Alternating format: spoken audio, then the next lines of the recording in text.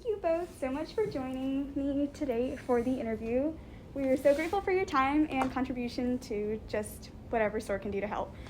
So, can you explain how you feel about returning back to school after the virtual setting last year?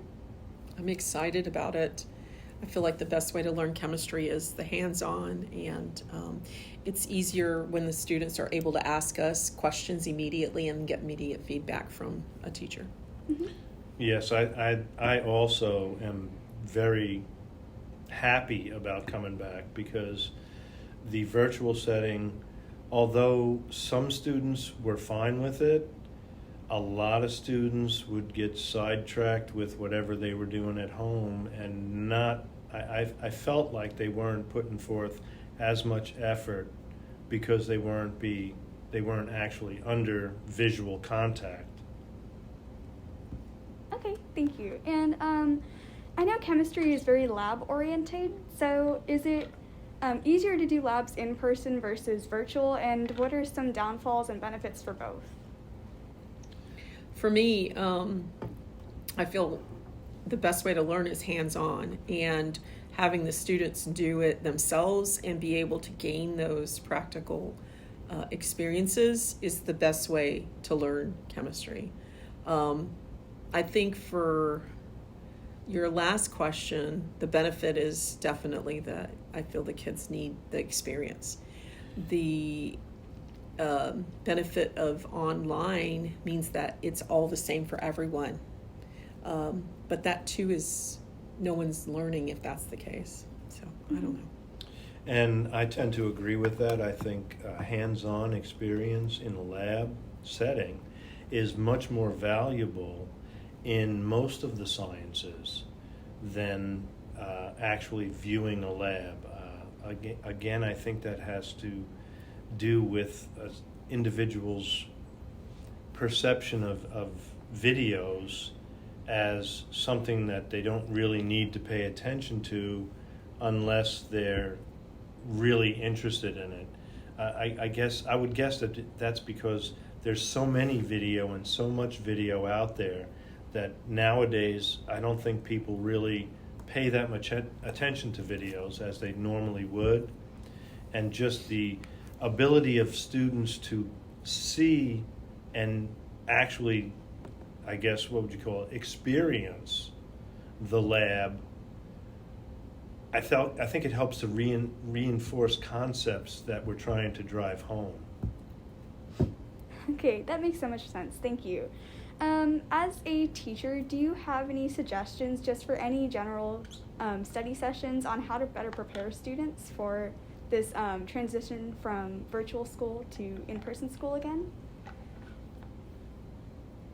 Yes, suggestions.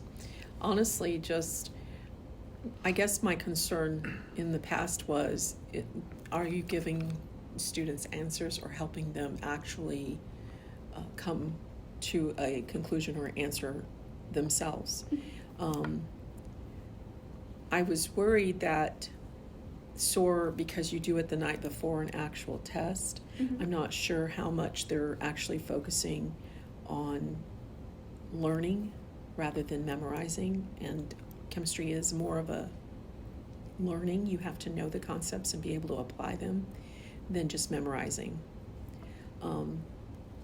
So I guess my suggestion is to help facilitate the learning and not just give answers.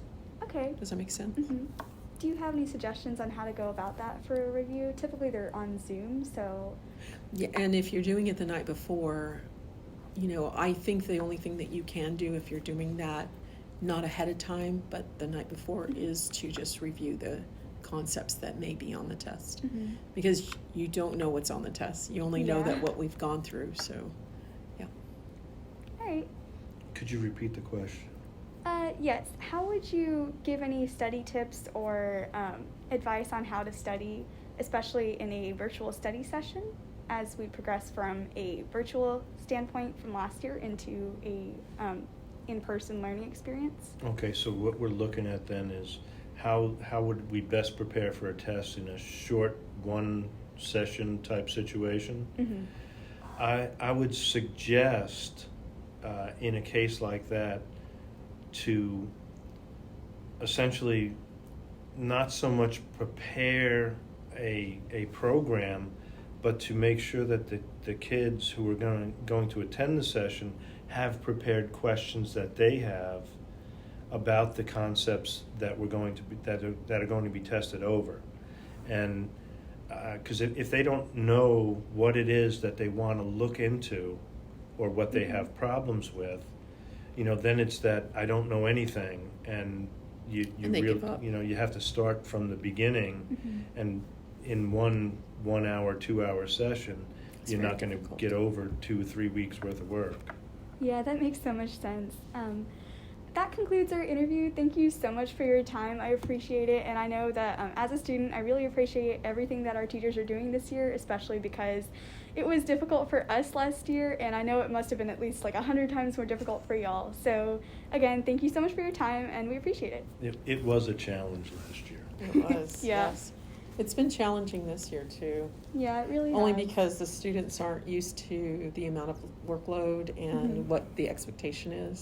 Mhm. So, I don't know. Well, you can ask Pranitha. One of the things I was talking about today was, guys, we're going to be inundated with work right now. We got a lot of stuff to do in a short time, and you need to stay caught up. And And checking focused. today, we have people falling behind already, so it's going to be Yeah. tough on them. Mhm. Yep. Thank you guys both so much. I hope that was what you